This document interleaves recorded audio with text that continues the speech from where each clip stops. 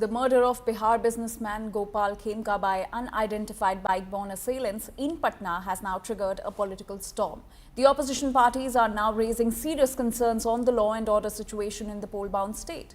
Bihar leader of opposition Tejaswi Yadav, who earlier visited Gopal Khemka's house and consoled the family, has claimed that there's a Maha Jangal Raj in the state of Bihar. The RJD leader has also said that just transferring police officers after any crime is not the real solution, and it's time that people of Bihar start questioning the Nitish Kumar government. Jan Suraj Party chief Prashant Kishore has also slammed the Nitish government. He has compared the current situation to Lalu Yadav's era, alleging that bureaucrats are running the Bihar government arbitrarily. The BJP has meanwhile vowed justice, saying that culprits won't be spared.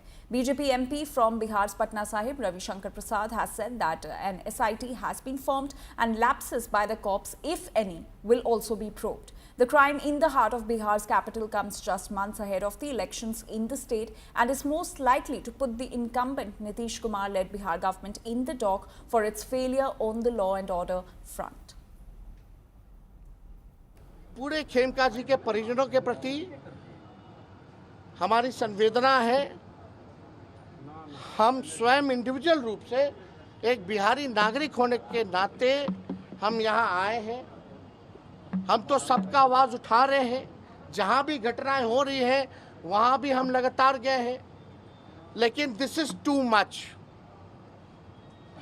अब कुछ ना कुछ परिवर्तन होना चाहिए, action जो है वो होना चाहिए। लालू जी के राज में, जंगल राज में और नीतीश के राज में कोई फर्क नहीं है। फर्क बस इतना ही है कि लालू जी के राज में अपराधियों का तांडव था और नीतीश के राज में अधिकारियों का तांडव है।